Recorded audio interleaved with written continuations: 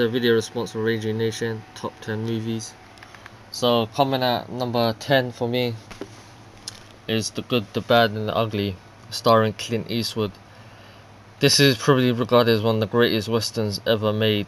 Just truly down to the characters and the cast that were picked for each of the characters and the music and the whole story about the three of them and how they have to help each other to get to the goal. And I personally, I think this is like filmmaking truly at its best. Like without all the cheesy one-liners and all that crappy CGI that we get nowadays, this was like filmmaking truly like at its best. Just raw, acting, and this is like probably one of the best westerns ever made. So definitely check this out. Next is more of the recent entries in the film industry is Ong-Bak, the beginning, or Ong-Bak 2 in some countries. This is the second Ong-Bak film. Well, there's 3 now, but this is the second one. And this guy Tony Jaa right here, if you guys have heard of him, you know that he does everything without camera tricks, CGI, stunt doubles, anything like that. This guy is just all real. Everything this guy does, all his own, moves, stunts, everything. It's just him. And the fight scenes in this, like the final fight scene, the choreographing, it was just so good. And the weapons that this guy used at the end, it was just crazy. The fight sequence with the elephant. And if you're like a big fan of like unique fight sequences, not like that crap that Hollywood dish out, but this is like the proper old school, like the Chinese, the Hong Kong films, that the martial art film, like the whole martial art fan base is growing up with, then you'll definitely enjoy this guy's videos. So this is up there as well for me. Next film is Arnold Schwarzenegger's Predator. And there's like this whole ongoing battle, which is better, Predator, Aliens, whatever your personal favorite is, doesn't really matter. But Predator, the one-liners this guy comes out with, everyone just, with this now. But I like to talk about a bit of the other characters as well that were in this film. A lot of them just get like, pushed to the side due to Arnie and Predator and stuff. But some of these side characters was pretty good.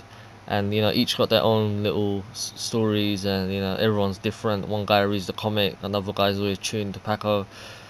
And just all together, like it's just like a group of misfits, but they all come together when shit starts turning real, and it's just so good. It's like brothers in arms, and it's just got that vibe. The whole journey they go through, how they're all getting picked off one by one by the Predator, just so good. And the music and the one-liners, like I said before. So this is another entry for my top 10. Moving on, I've lent out this film, so I have to use this picture on Google. Terminator 2. Probably regarded as one of the greatest films ever made. Personally, I think it's one of the best Terminator films out of the quadrilogy. Number 3 probably being the worst Terminator film ever. But this one, everything was perfect about it. The music, the cast, the story, and of course the chase scene with the T-1000. How can anyone forget that? This guy on his bike with the reloading the shotgun. This is just perfection. It's so good. Next film is Highlander. Sadly, this is a really underrated film. Not many people have probably heard of this film. This came out around the 80s, I think, starring Christopher Lambert, Sean Connery. Underrated. The actor, he doesn't come in those big Hollywood blockbusters and stuff. They made quite a few of these films, and they were really actually quite bad. But this one is probably like the best one out of the lot, and the music by the Queen, and the whole story about the immortals. How they can't be killed and stuff. The only way you can kill them is by cutting their heads off and stuff, and the whole the whole battle to be the one. So definitely check this out if you love the 80s. Next one, going back to the westerns again, is the Once Upon a Time in the West. This film was cannot describe how majestic this film truly is. The story is so good, and the music, that's like completely on the next level. This film is quite long, but if you give it time and you listen to what the characters have to say, each character is so epic. It's so epic. And I've used that word quite a few times, epic, but it truly is. And like everything that happens in the film has a purpose that leads on to something else, like which is bigger and better, but each character gets their just dessert. So if at the start something happens and then that character just completely gets effed right at the end of the film, and it's just so epic, the final showdown. And like it says there, from start to finish, a dance of death, and that summed it up right there. So this has made it to my top 10.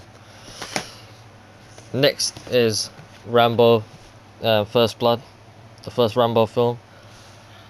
A few people could relate to this guy. I think Rambo is probably one of the greatest characters ever made. And like when he comes back for Vietnam, then there's like another war that sort of started with himself type thing. Like people are not really accepting him. They think he's just a bum and he's come to cause trouble and stuff. When really he's been fighting for them, over in Vietnam and stuff, and people are just treating him like shit. So a new war starts back home, and you just see him up against the local the police and stuff. And Rambo is just such a tortured soul, and you can sort of relate to him in the ways and stuff. But the way he tackles it, I wouldn't say it's the right way, but it's just so epic at what he does to like some of the characters. Some of the characters actually deserved what he does. But yeah, so Rambo, he's up there on my top 10 list. Next, this guy, this guy doesn't need any introduction. Everyone should know who this guy is. Probably one of the greatest martial arts ever, Bruce Lee. And this film is Way of the Dragon. He made 4.5 films. Like Game of Death, he only half completed. He was only able to film the last fight sequences in Game of Death, but this game, Way of the Dragon, he was directed by Bruce Lee himself and starred himself in it. And this guy is just, this guy just kicked the whole martial arts scene off, with the quick, the punches, the 1-inch punch, and the kicks and the spinning the nunchucks. This guy was like the godfather of martial arts, basically, as regarded by some. But yeah, Bruce Lee, Way of the Dragon. Number 2 on my list of top 10 films is Beverly Hills Cop 1. This guy, if you were growing up in the 80s, and this Eddie Murphy, man, he just smacks it with the comedy in this film was just so epic. And the stuff he says, the one-liners, the music, this is like, just oozing with 80s. Oozing. I know it was directed in it was made in the 80s and stuff, but if you watch it now, just oozing with 80s-ness, and it was so good. So good. And if you watch the film, you'll just be laughing, and just have tears in the eyes at the stuff this guy does. It's so funny. So this comes up at number 2 for me. And number 1 for me is not this one here, is Bloodsport, starring Van Damme. This is personally probably my all-time favorite film. Like one of the first films I ever saw when I was a child, even though this was 18. And it's actually based on a true story. This is probably one of Van Damme's first films that sort of really kick-started his career. It's a martial art film, as you can see. And this is based on an underground kumite, a fight club type. It's not a fight club, it's like a underground tournament that happens every few years. And fighters all over the world come, and then they have to come fight together and see who's the best. And Van Damme's character comes and battles with other characters. There's a little love interest that happens, then his friend gets hurt.